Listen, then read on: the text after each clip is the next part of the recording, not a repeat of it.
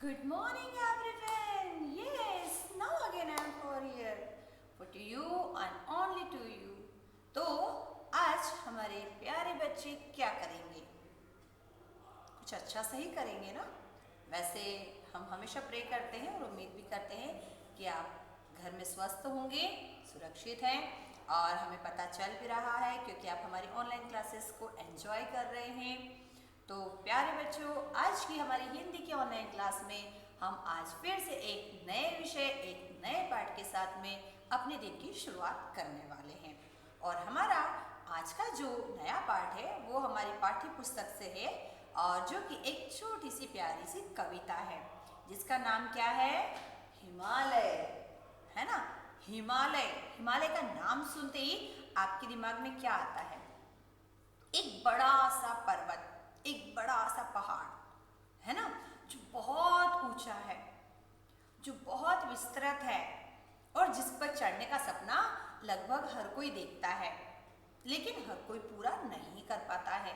हिमालय यानी कि अगर हम कहें तो हमारे देश की एक बहुत अच्छी सी धरोहर, प्रकृति द्वारा दिया गया सबसे बड़ा उपहार, और कहने के लिए वो एक सिर्फ पहाड़ है, लेकिन हर कोई जो भी इस नाम को सुनता है, हिमालय को जानता है या हिमालय को जिसने देखा है कभी, चाहे चित्र में, चाहे टीवी में, चाहे किसी वीडियो में, चाहे अपनी पुस्तकों के द्वारा, या कुछ भाग्यशाली लोग जिन्होंने बिल्कुल पास में जाकर उसे देखा है, उनका यही सपना होता है कि काश एक बार मैं इस पर चढ़ पाता।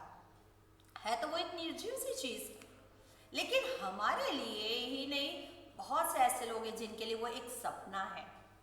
तो आखिर ऐसा क्या है उस हिमालय में जिसका नाम अपने आप में काफी होता है अपने बारे में बताने के लिए? यानी वो कभी भी खुद अपने आप को डिस्क्राइब नहीं करता है, अपनी विशेषता नहीं बताता है, लेकिन उसका नाम सुनते ही सबसे पहले दिमाग में अगर कोई चीज आती है तो एक होता है सपना, उस पर चढ़ने का, उसके ऊपर जाने का, और दूसरी चीज आती है हमारे दिमाग में कठिनाई, कितना मुश्किल है। लेकिन याद रखिए, सपने हमेशा मुश्किल ही होते हैं। जो आसानी से मिल जाए, जो आसानी से पूरे हो जाए, वो सपने कहाँ होते हैं? जी हाँ, तो हिमालय जो है वो हमारे लिए सिर्फ एक पत्थरों का टुकड़ा नहीं है, मिट्टी का ढेर नहीं है बेटा। हिमालय अपने आप में हमारे लिए एक इंस्पिरेशन है। और सबसे अच्छी बात कि हिमालय नाम की ये खूबसूरत सी जो प्राकृतिक धरोहर है वो हम भारतवासियों के पास है ना। हिमालय वैसे हमारे देश के उत्तरी भाग में स्थित है, ठीक है। हमारा यदि आप दिशा के हिसाब से देखते हैं तो जो पूरे देश का नक्शा होता है उसके उत्तर वाली दिशा में हमारा हिमालय पर्वत है, ठीक। और इसकी जो चोटी है माउंट एवरेस्ट, वो संसार की सबसे ऊंची चोटी है। चोटी कौन सी? वो करने वाली चोटी नहीं, चोटी मतलब उसका जो सबसे ऊंचा वाला हिस्सा होता है, शिखर होता है। आपका जो पहाड़ होता है ना, ये देखिए हमारा प्यारा सा हिमालय है। वैसे मेरी ड्राइंग आपकी जितनी अच्छी नहीं है, बहुत कम कम मैं बनाती हूँ, लेकिन ये जैसे हमारा हिमालय है, तो हिमालय का जो सबसे ऊपरी हिस्सा होता है, क्योंकि पहाड़ है तो वो बहुत फैला हुआ है, उसके भी कुछ अलग अलग लेवल होते हैं, है ना। यहाँ तक तो हर कोई चढ़ेगा, यहाँ तक, लेकिन यहाँ तक चढ़ना हर किसी के बस की बात नहीं होती है। तो इसकी जो सबसे ऊंची चोटी है माउंट एवरेस्ट की, वो संसार में सबसे ऊंची चोटी मतलब सबसे ऊंची पहाड़ी मानी जाती है बेटा। और हिमालय इसलिए भी बहुत लोगों को अट्रैक्ट करता है क्योंकि उसके अंदर बहुत सारी अच्छी चीजें हैं, बहुत सारी विशेषताएं हैं। हिमालय, अगर ऊंचे बनना है तो हिमालय जैसे बनो, अगर महान बनना है तो हिमालय जैसे बनो, अगर अपना दिल बड़ा रखना है तो हिमालय जैसा रखो, अपने विचार, अपने व्यक्तित्व को अगर आपको फैलाना है तो हिमालय जैसे फैलाओ। हर अच्छी चीज में हिमालय की मिसाल दी जाती है। ऐसा क्यों? तो मतलब अगर उसके बारे में कहा जाता है, उसको बताया जाता है, उसको इंस्पिरेशन माना जाता है, उसकी आप मिसालें देते हैं, तो उसमें कुछ तो होगा ही ना अच्छा। और अगर हम उसको बहुत अच्छे से पढ़ें, उसके बारे में अच्छे से जानें, तो हिमालय सिर्फ एक पर्वत नहीं है बेटा, विशेषताओं की, खूबियों की एक खान है जिसके अंदर सब कुछ अच्छा ही है। आप चाह कर भी उसमें कोई खराबी नहीं ढूंढ पाएंगे, क्योंकि अगर उसकी वजह से कोई परेशानी कभी किसी को होती भी है तो याद रखिए वो परेशानियां ऐसी हैं जो प्रकृति ने उसको नहीं दी हैं, जो हम मनुष्यों ने उसमें पैदा की हैं, है ना। तो यदि हमको अपने जीवन में आगे बढ़ना है तो हमें किससे इंस्पिरेशन लेना चाहिए? हिमालय पर्वत से। क्यों? आप कहेंगे मैम वो तो एक निजी सी चीज है, उसने क्या खुद से किया? नहीं, खुद से उसने कुछ नहीं किया, उसको भी प्रकृति ने बनाया है और प्रकृति ने हमें भी बनाया है। ईश्वर ने उसे भी रंग रूप दिया, ईश्वर ने हमें भी दिया। बस वो निर्जीव है, वो वहां से चल नहीं सकता है। हम चल सकते हैं, हम सोच सकते हैं, हम गति कर सकते हैं, और वो वहां का वहां खड़ा रहता है, अपनी जगह पे स्थिर रहता है, तब भी वो हमारे काम आता है।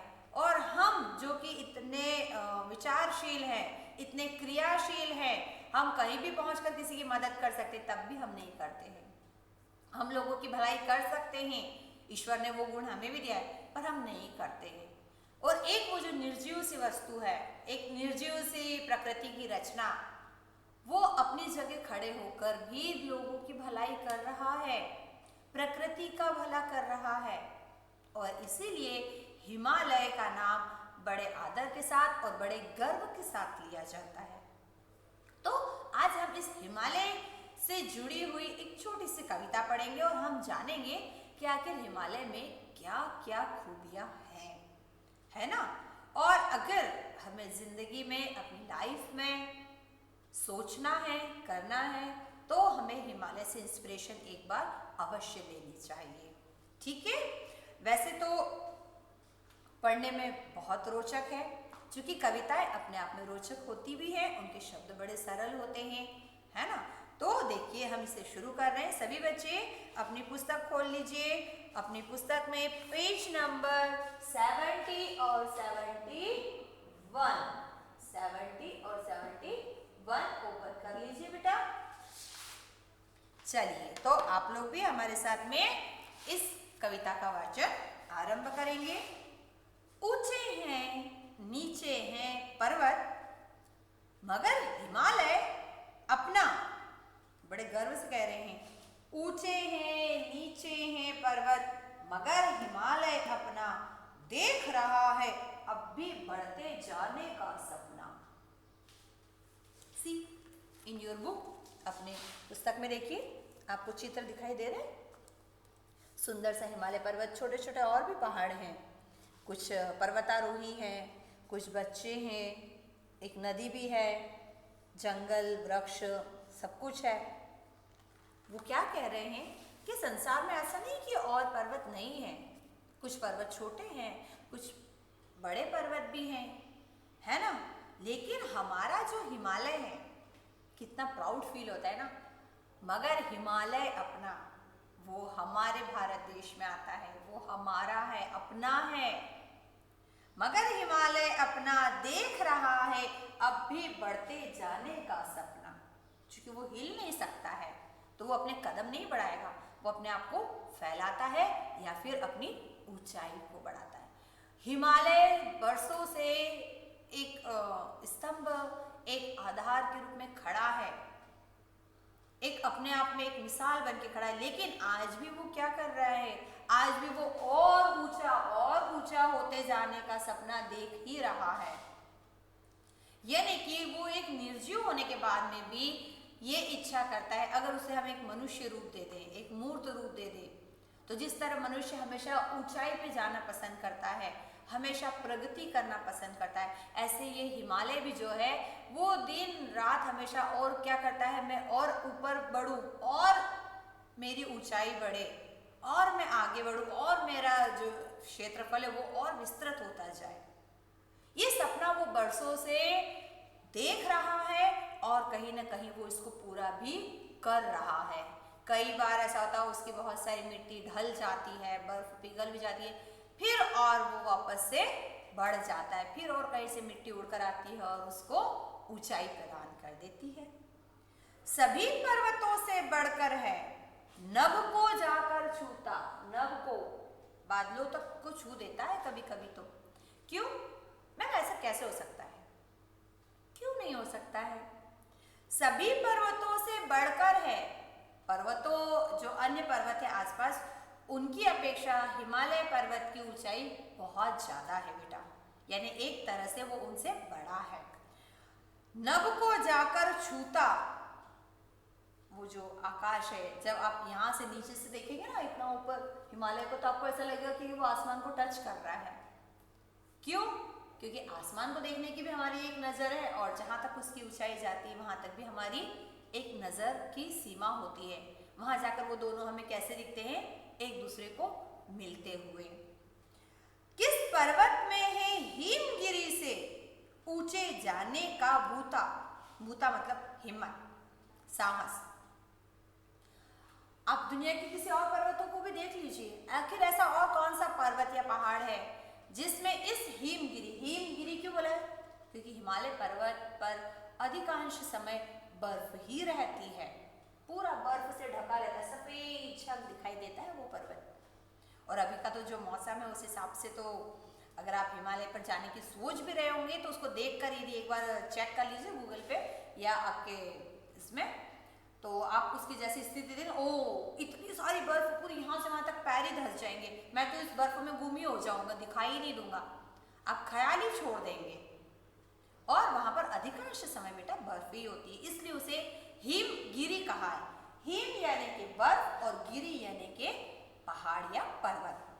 तो किस पर्वत में है हिमगिरी से ऊंचे जाने का बूता?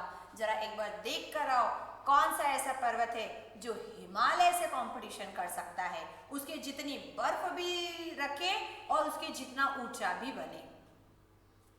नहीं है ना, तभी तो उसको सबसे ऊंचे पर्वत की वो दी गई है बेटा, दर्जा दिया गया है। सूरज धरती से भी पहले इसको है चमकाता। जो सूरज है ना आपके, ये सूरज दादा, ये क्या करते हैं? धरती पर जब इनकी किरणें पड़ती हैं उससे भी पहले इसको चमकाते हैं। क्यों?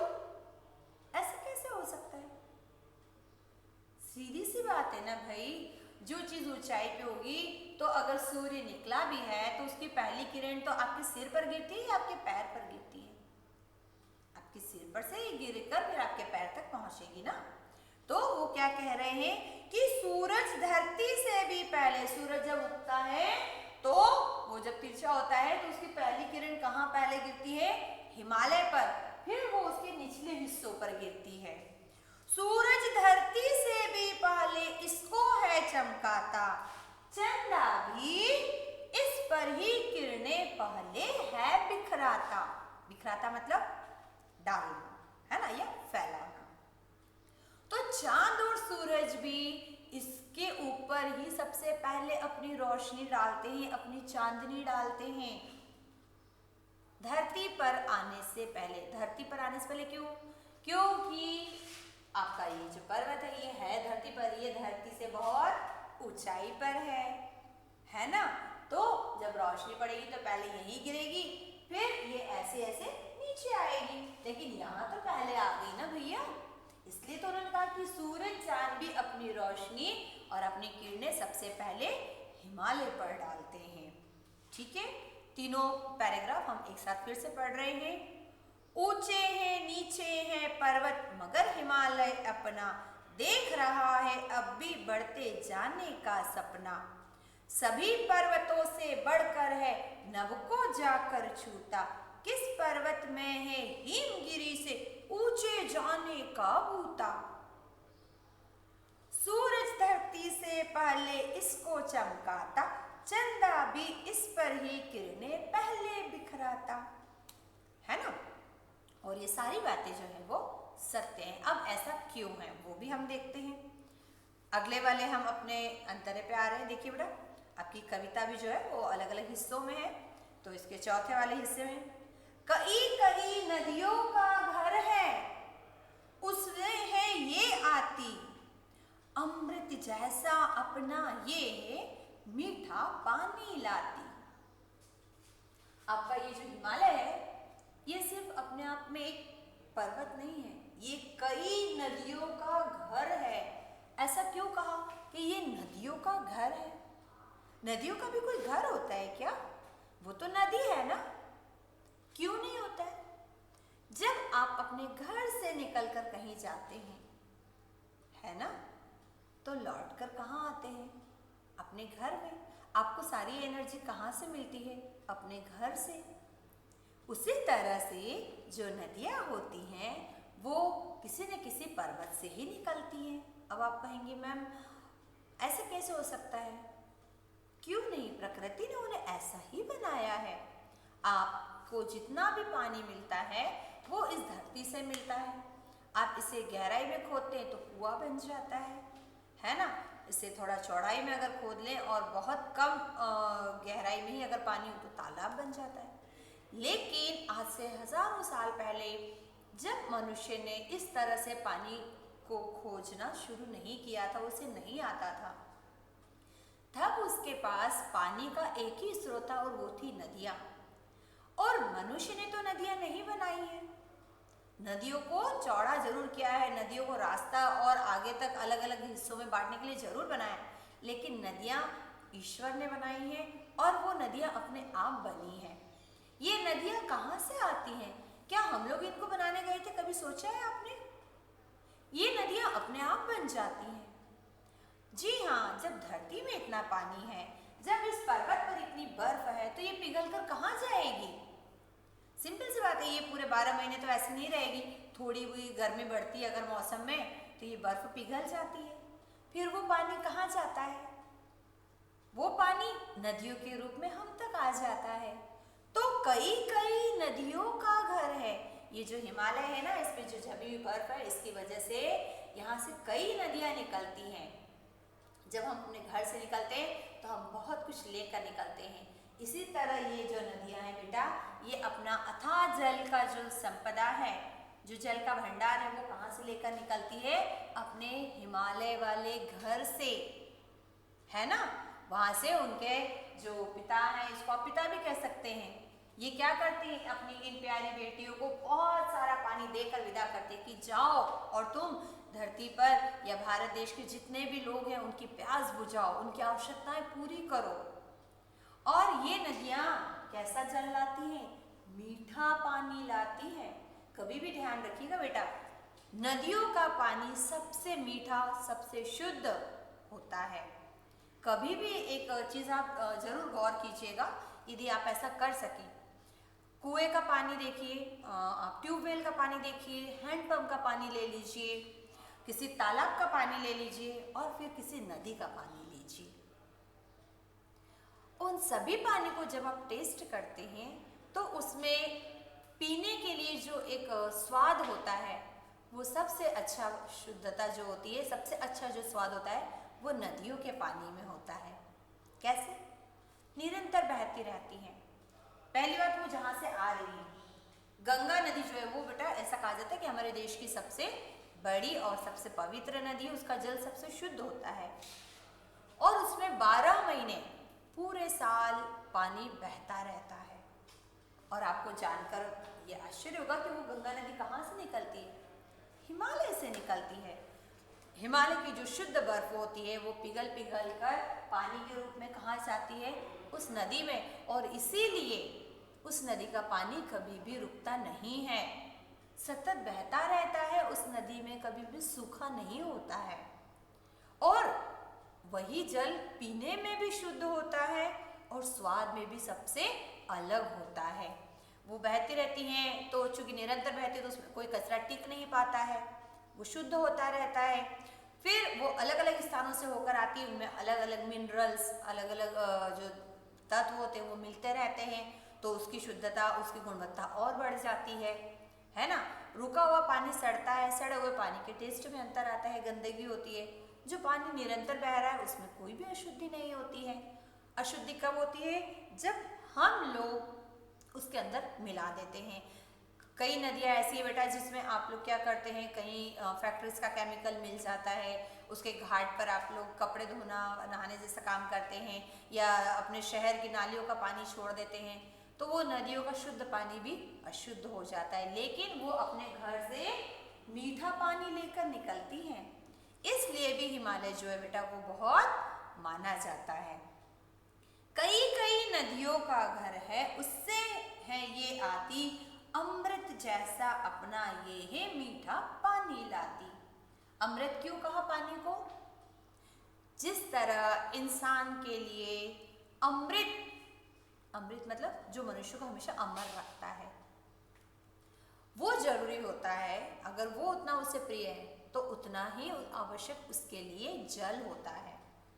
हम जल के बिना बहुत ज़्यादा दिन तक नहीं रह सकते। तो अमृत तो हम लोग को मिल नहीं सकता, हर किसी को नहीं मिल सकता। धरती पर अब अमृत ढूंढने से भी नहीं है। लेकिन हमारे लिए अमृत जितना कीमती क्या है? जल। इसलिए उन्होंने कहा कि अमृत जैसा अपना मीठा जल ये लाती। पानी समंदर में भी बहुत सारा है बेटा, पर आप उसे पी सकते हैं क्या? नहीं पी सकते। हम सिर्फ नदियों का ही जल पी सकते। कई बार हम कुआं खोदते हैं, उसमें से भी जो पानी निकलता है वो अच्छा नहीं होता है, न पीने के काम में उसके टेस्ट में अंतर होता है। कई बार खाना बन नहीं पाता है। कई हम लोगों ने ऐसा देखा है तालाब में पानी खराब हो जाता है। लेकिन चूंकि नदी का पानी है, उसके अशुद्ध होने का सिर्फ एक ही कारण होता है, हमारे द्वारा डाली गई अशुद्धियाँ। वरना सबसे शुद्ध, सबसे प्यारा, सबसे अच्छा और गुणकारी जल जो होता है वो नदियों का होता है। सुंदर हरियाली को अपने सिर पर धरे हुए, जाने कितने गुण पर्वत अपने में भरे हुए हैं। ये जो पर्वत है ना, इसने सुंदर हरियाली को अपने सिर पर रखा हुआ है और पता नहीं कितने अनगिनत गुण इस पर्वत के अंदर भरे हुए हैं बेटा, है ना? कैसे? आप ये जो पहाड़ है ना, ये सिर्फ एक पहाड़ नहीं है बेटा। इस पर जो हरियाली, हरियाली मतलब जो वृक्ष पाए जाते हैं, उसमें कई ऐसे पौधे हैं बेटा जो सिर्फ हिमालय पर ही पाए जाते हैं या उगते हैं। उनको जो एटमॉस्फेयर चाहिए, जो जैसे क्वालिटी चाहिए, वो वहाँ पर ही केवल मिलती है। हर जगह वो पौधे, हर जगह वो पेड़ नहीं उगते हैं। और उनसे कई कीमती औषधियाँ, औषधि मतलब दवाई में प्रयोग होने वाले जो पार्ट्स होते हैं, वो उनसे हमें मिलते हैं। तो ये जो पर्वत है, ये सिर्फ एक पत्थरों का, मिट्टी का ढेर नहीं है। इस पर जमी हुई बर्फ हमें पानी देती है। इस पर उगे हुए जो पौधे हैं बेटा, वो क्या करते हैं? हमें औषधियाँ देते हैं। वहाँ रहने वाले लोगों को फल फूल जलाने को लकड़ी देते हैं। और सबसे बड़ी, हमारे देश की सुंदरता को बढ़ाते हैं। इस पर्वत की वजह से हमारे यहाँ पर्यटन स्थल इतना अच्छा है, लोग वहाँ पर जाते हैं, शांति पाते हैं। वहाँ जो हरियाली है वो पानी को आकर्षित करती है, तभी पूरे देश में और पानी बढ़ पाता है। तो हरियाली तो कितनी जरूरी है, हम लोग अच्छे से जानते हैं। गौरव इसका अब बढ़ने से कभी न रुकने वाला। गौरव यानी पर्वत का गौरव, गौरव मतलब कि महत्ता, है ना, सम्मान। वो अब कभी न रुकने वाला, भारत का यह ऊंचा मस्तक कभी न झुकने वाला। हिमालय पर्वत की एक सबसे बड़ी खासियत ये है बेटा कि एक तो इसकी जो ऊंचाई है ना, वो हमारे देश के लिए बहुत सहायक है। कैसे? ये जिस दिशा में, उत्तर दिशा में हमारे भारत के है स्थित, वहाँ पर इसकी ऊंचाई की वजह से क्या होता है कि जो इस पर्वत के दूसरी तरफ अन्य देश हैं, वहाँ के जो सैनिक होते हैं वो हमारे देश पर आक्रमण नहीं कर पाते हैं। और हमारा देश जो है वो बाहरी शत्रुओं से बचा रहता है। एक साइड तो समंदर आ जाता है, वहाँ हम लोग रक्षा कर लेते हैं, दो साइड भी। लेकिन जिस तरफ हिमालय है, चूँकि एक तो हिमालय की बर्फ उन लोगों को चढ़ने नहीं देती है, दूसरा वहाँ की ठंडक, वहाँ की बर्फ, अगर वो लोग चढ़ भी जाते हैं तो वो वहाँ बहुत ज़्यादा दिन तक रह नहीं पाते हैं। अगर वहाँ रहने भी आ जाए तो वहाँ से फिर वो हमारे साथ मुकाबला नहीं कर पाते हैं। तो ये एक तरह से हमारे लिए प्लस पॉइंट होता है। और इसीलिए हमें हिमालय पर्वत को बचाना चाहिए। अब आप कहेंगे कैसे बचाएंगे मैम? हमारे बहुत से ऐसे कार्य हैं जिसकी वजह से इस पर्वत को नुकसान पहुंच रहा है। लेकिन हमें अपने पर्यावरण में जो भी चीज़ें वरदान के रूप में मिली हैं बेटा, हमें उनकी रक्षा करनी है, क्योंकि अगर हम लोग इनकी रक्षा नहीं करेंगे तो फिर ये जो हमारी मदद करते हैं वो नहीं कर पाएंगे। इनसे हमें जो अच्छी चीज़ें मिलती हैं, जल है, औषधि है, सुरक्षा है, वो फिर धीरे धीरे क्या होगी, कमज़ोर हो जाएगी, कम हो जाएगी। और गौरव इसका अब बढ़ने से कभी न रुकने वाला। हिमालय ने अपने आप को जिस जगह स्थापित किया है, जिस सम्मान का पात्र अपने आप को बनाया है, वो अब हमेशा के लिए कैसा हो चुका है, स्थिर हो चुका है। वो अब कम तो नहीं होगा, हाँ वो बढ़ता ही जाएगा। और यह भारत का ऊंचा मस्तक कभी न झुकने वाला। भारत देश को यदि हम एक व्यक्ति मान लें तो जो हिमालय है बेटा वो हमारे मस्तक के समान है। मस्तक यानी सिर, और ये कभी भी झुकने वाला नहीं है। ये अपने आप में इतना ऊंचा और बड़ा है कि इसको झुकाना या इसको कम करना बहुत ही नामुमकिन सा काम है। मुश्किल तो नहीं, नामुमकिन सा है। एक ही दिन में आप पूरे पहाड़ को ना तो काट सकते हैं, ना हटा सकते हैं, और ना ही आप उसको खत्म कर सकते हैं। तो ये जो हमारा मस्तक है ये कभी भी किसी के सामने नहीं झुकेगा और ना ही ये कभी अब कम होगा। तो इसकी विशेषताएं बढ़ती ही जाती हैं, कभी भी कम नहीं हो रही हैं। तो आज हम लोगों ने अपने इस हिमालय से क्या सीखा? ये सीखा कि एक तो ये हमको ईश्वर का वरदान मिला हुआ है। हर देश में इतने अच्छे पर्वत नहीं हैं जो उनके लिए इतने सहायक हों। फिर ये भारत का रक्षक है, ये बात हमको मानकर इसका सम्मान करना चाहिए। और इससे अनेक नदियाँ जो है निकलती और उनसे हमें जो जल मिलता है उसकी वजह से हमें क्या करना चाहिए, इसका रक्षा करनी चाहिए। इसके लिए और ये जो भी हम अच्छे काम कर सकते हैं वो हमें करना चाहिए। आजकल क्या हो गया कि हिमालय पर चढ़ने का सपना हर कोई देखता है, और चूंकि हम लोगों ने बहुत उन्नति कर ली है, बहुत सारे गैजेट्स बना लिए, तो चढ़ना आसान भी हो गया। लेकिन होता क्या बेटा, लोग पहाड़ों पर चढ़ तो जाते हैं लेकिन वहाँ पर भी जो पर्यावरण था उसको प्रदूषित कर देते हैं। खाना खाया, फेंक कर कचरा आ गए और आप तो नीचे आ गए, लेकिन वो जो कचरा, वो जो प्लास्टिक आपने नीचे फैलाया है वही आपने पर्वतों पर भी फैला दिया। वहाँ बेचारे जो जानवर होते हैं वो लोगों को खतरा हो जाता है। अब नीचे तो आप कचरा साफ कर लेते हैं, इतने पहाड़ पर, बर्फ पर कौन जाएगा कचरा साफ करने? फिर वही कचरा जो है वो पानी के साथ बहकर आपके नदियों में आता है, उससे आप कहते हैं प्रदूषित हो गए। जिस स्थान को प्रकृति ने सबसे अलग, सुरक्षित, शुद्ध, अच्छा बना के रखा हुआ है, हम लोग वहाँ पहुँचकर भी क्या कर रहे हैं बेटा, गंदगी कर रहे हैं, उसको अशुद्ध कर रहे हैं, पर्यावरण को खराब कर रहे हैं। तो ये हमको नहीं करना चाहिए, है ना। फिर एक चीज़ हम पर्वत से सीखी बेटा, सालों से पर्वत अपने जगह पर खड़ा है ना।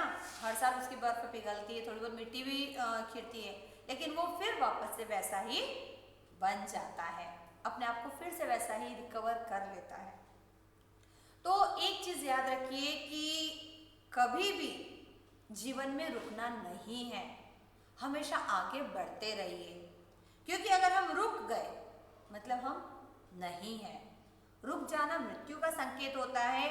और थोड़ा थोड़ा ही मगर निरंतर अपने जीवन में आगे बढ़ते रहिए, आगे बढ़ने का प्रयास करते रहिए, क्योंकि ऐसा किसी ने कहा है ना, जीवन चलने का नाम, चलते रहो सुबह शाम।